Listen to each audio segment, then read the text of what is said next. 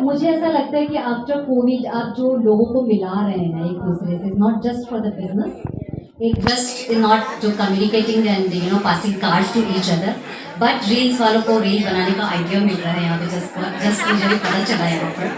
And अभी जो हमारे लास्ट स्पीकर थे उन्होंने ये कहा कि लाइक फॉलोअर्स देखकर कोलैब मत कीजिए, I just notice that just now she said. So I tell you about my self.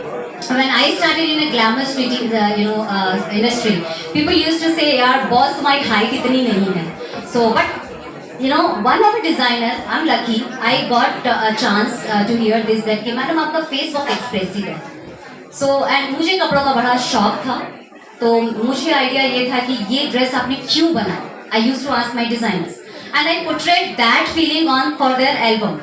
So I become, internationally album face for a lot of designers, not because of height, but because of expression. उसी तरीके से मैं ये बोलना चाहूँगी कि आप जो कोलैब करने के लिए जो आप देते हैं कि इंस्टाग्राम में कितने फॉलोअर्स हैं, all this things, right.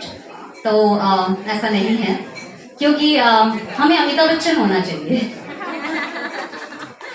Shahrukh Khan मुझे पसंद है, but Shahrukh Khan real life में नहीं होना चाहिए. What I believe actually, because Shahrukh Khan is a star, okay, and साल में एक बड़ी picture with crores of earning होना जरूरी है. बट अमिताभ बच्चन लोगों के लिए is a legend, but apart from that if you count him as a actor, is never be as a star. कभी प्रपोज नहीं करते कि मैं स्टार हूँ. वो कौन बनेंगे करोड़पति पे आपको 1 करोड़ का चेक भी देते हुए दिखेंगे और नवरत्न तेल के ऊपर तेल लगाते हुए भी दिखाई देंगे. So I just want to live like Amitabh Bachchan. बड़े शोज में जाना, छोटे शोज में आप क्यों जा रहे हो, छोटी कंपनी के साथ आप क्यों कोलैब कर रहे हो. You are a international celeb, you won India book of record, Asia book of record. Sudha, why you are collabing with small industries. ऐसा नहीं है. So I just want to live my life like Amitabh Bachchan. Navratna तेल भी चाहिए, कौन बनेगा करोड़पति भी चाहिए मुझे. That's the thing. And just I wind up because everyone want to speak here. Only one line. हम ये कहते हैं कि स्मॉल बिजनेस को सपोर्ट करना मुश्किल है, जबकि मैं आपको ये कहती हूँ कि एक टाइम था हम सूती कपड़े पहनते थे, ठीक है, और छोटे से किराने की दुकान पर बैठकर हमारे डैड दादा वगैरह जो है बहुत सारे ग्रेन्स या दूसरा कोई बिजनेस किया करते थे. उनके पास एक ही मुंशी या स्टाफ हुआ करता था, ठीक है, बट वो मुंशी और स्टाफ का बेटी की शादी तक की जिम्मेदारी हमारे डैड या दादा की हुआ करती थी. सो स्मॉल बिजनेस कैसे हुआ यार. आप किसी की लाइफ की जिंदगी के 2 जनरेशन को एम्प्लॉयमेंट क्रिएट करके दे रहे हो, तो छोटा बिजनेस हुआ कैसे.